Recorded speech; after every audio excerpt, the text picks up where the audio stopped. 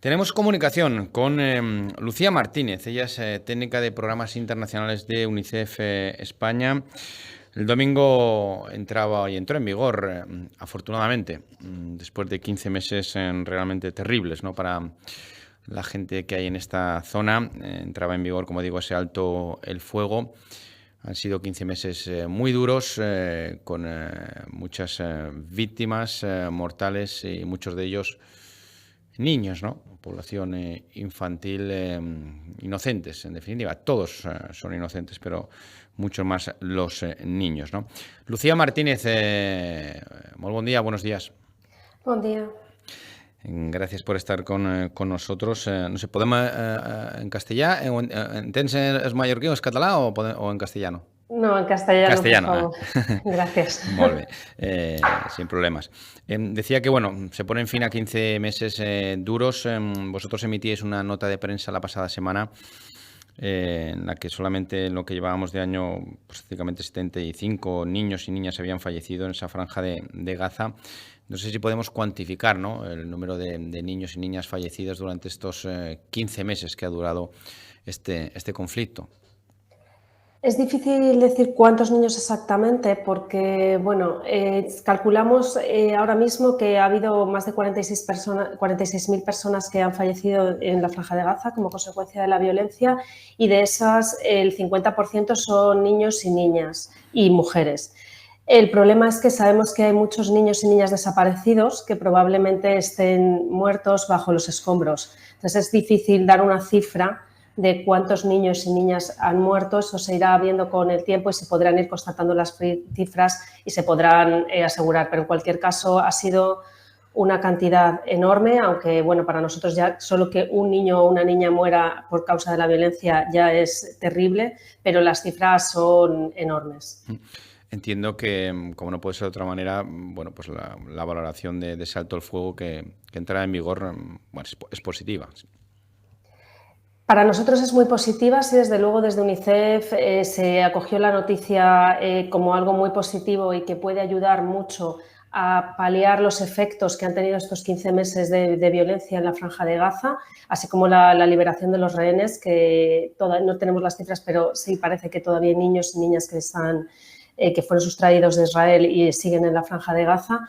Pero en cualquier caso sabemos que el alto el fuego y la tregua es algo frágil, y hace falta que todas las partes del conflicto cumplan los acuerdos a los que han llegado, porque una vuelta a la violencia sería catastrófica para la población civil de la Franja de Gaza y en particular para los niños y para las niñas. Estamos hablando, claro, de los que han, desgraciadamente, ¿no?, han padecido lo peor y han perdido su vida. Nos hablabas de estas cifras increíbles, ¿no? 46.000 personas, de ellas aproximadamente la mitad niños, niñas, mujeres. Pero claro, luego están también los que han sobrevivido a estos 15 meses infernales y en qué condiciones están ahora mismo, en qué condiciones viven en esa zona. Pues las condiciones siguen siendo muy precarias. Evidentemente que no haya violencia ha mejorado sustancialmente su situación, porque el no vivir entre las bombas o con miedo a que el lugar donde estás sea destruido mejora la situación de los niños y de las niñas, pero sigue siendo una situación muy, muy precaria. Muchas familias están viviendo en tiendas de campaña. En la Franja de Gaza hace frío, es decir, evidentemente no es Finlandia, pero hace frío y es muy húmedo el invierno.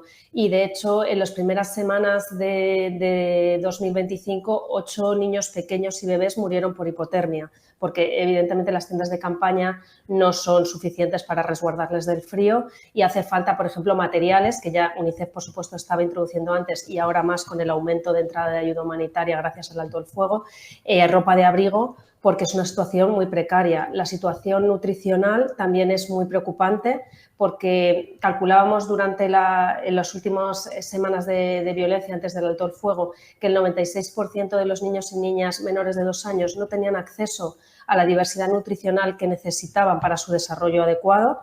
Pero claro, esto tarda en llegar. La ayuda humanitaria ya está entrando, evidentemente, pero hace falta también que empiece a funcionar el sector privado, porque la ayuda humanitaria nunca se ha concebido como algo para sustituir el sector privado, sino como para apoyarlo en una situación de crisis. Entonces es necesario que ese sector privado empiece a funcionar para que empiece a haber un comercio de alimentos dentro de la Franja de Gaza, sobre todo alimentos frescos, y que los niños y las niñas puedan acceder a esa diversidad nutricional que tienen. que necesitan para su desarrollo. Sí, hablas de esa entrada humanitaria, de esa ayuda humanitaria. ¿Realmente podéis constatar que está siendo así después de ese alto el fuego, que realmente están entrando esos camiones con esos alimentos y con ese material que se necesita? Sí, la ayuda humanitaria está entrando en una cantidad muy superior a la que entraba mientras no había alto el fuego. De hecho, el primer día, el domingo, que además el alto el fuego fue hacia las 11 de la mañana, entraron más de 600 camiones. Tengamos en cuenta que la media diaria, por ejemplo, en octubre, que fue el mes más bajo, era de 40, 50 camiones. Es decir, entraron muchísimos más camiones. Y esto se está manteniendo. De hecho, es una de las acuerdos dentro del alto el fuego, es que entren 600 camiones de ayuda humanitaria diarios en la Franja de Gaza. Entiendo que aparte de esa ayuda de alimentos, ¿no? O de agua, también el tema de los medicamentos, ¿no? Y de la ayuda médica entiendo que también es muy necesario, ¿no? Porque hemos visto imágenes también bueno, pues de centros sanitarios, hospitales también destruidos. No sé cuántos hospitales están operando y también en qué condiciones, ¿no? La situación del sistema sanitario es de un colapso. Bueno, ya lo era en el último año, ya estaba colapsado el sistema. Funcionaban 17 de los 36 hospitales que hay en la Franja de Gaza y solo de forma parcial. Muchos están dañados, muchos están destruidos. Por ejemplo, hay unidades de neonatos que han sido destruidas. Y una de las preocupaciones que tiene ahora UNICEF es poder poner en marcha otra vez esas unidades de neonatos y unidades pediátricas y además que la inmunización, porque un problema que ha habido durante toda esta escalada de violencia es que el sistema de salud primaria estaba también prácticamente colapsado, solo funcionaban el 38% de los centros de salud primaria de la Franja de Gaza. Esto ha generado eso, unido a la violencia y que las familias no podían moverse hacia los centros de salud, evidentemente, ha generado que muchos niños no hayan podido cumplir con su calendario de vacunación. Y esto es un problema, evidentemente, en un sistema sanitario colapsado, donde los niños pueden contraer enfermedades que serían prevenibles con una vacuna, presiona aún más el sistema sanitario y les pone en riesgo de muerte. Entonces, UNICEF sí que está haciendo muchos esfuerzos en el momento actual, sobre todo ahora después del alto el fuego, ya lo hacía antes, pero ahora más, en garantizar esa inmunización de los niños y de las niñas, porque es una de las preocupaciones. Y, por supuesto, el poder tener medicamentos básicos que muchas veces no estaban disponibles durante la escalada de violencia porque no habían podido entrar, pues desde analgésicos a antibióticos, es decir, cualquier medicamento que se nos pueda ocurrir, había escasez y ahora están empezando a entrar de nuevo a unos niveles más altos que antes. Es decir, este alto el fuego es solamente el inicio, un primer paso, pero queda mucho ahora por hacer, ¿no? Efectivamente, en primer lugar, bueno, el alto el fuego se debe mantener, para UNICEF es necesario que sea permanente y después se tendrá que reconstruir todas las infraestructuras dañadas. Por ejemplo, el 67% de las infraestructuras de agua de la franja están dañadas o el 94% de las escuelas. UNICEF en las siguientes fases, que todavía no sabemos porque no se ha hecho público y no está perfilado del todo cómo van a ser esas fases, sí que la educación es una de nuestras prioridades porque las escuelas de la Franja de Gaza llevan cerradas desde octubre de 2023.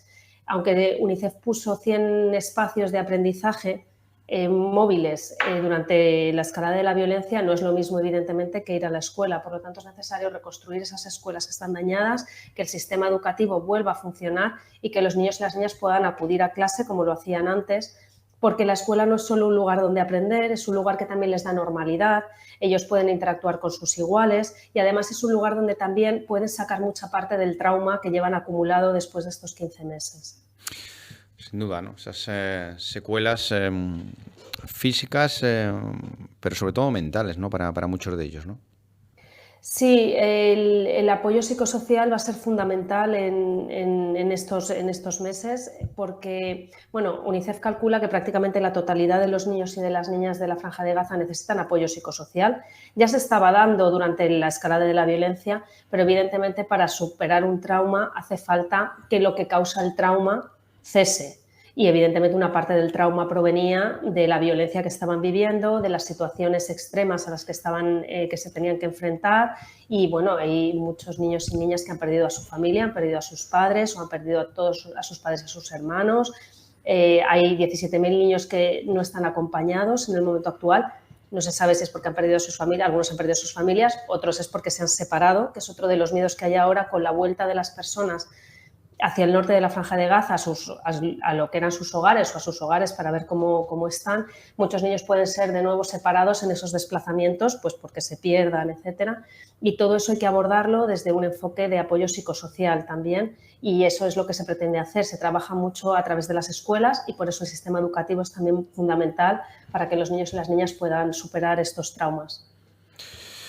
Tremendo, la verdad que es tremenda esta situación. Afortunadamente, como estamos hablando, bueno, pues se alto el fuego que se inició este domingo. Esperemos que sea duradero y a partir de ahora, pues una labor ingente, ¿no?, que hay que hacer para prestar atención, para ayudar, para recuperar esa zona y para prestar esta ayuda que nos está explicando Lucía Martínez a los más débiles, desfavorecidos, desprotegidos, en este caso a los niños y niñas. Lucía, para aquellos que nos están viendo, que nos están oyendo, ¿cómo pueden ayudar?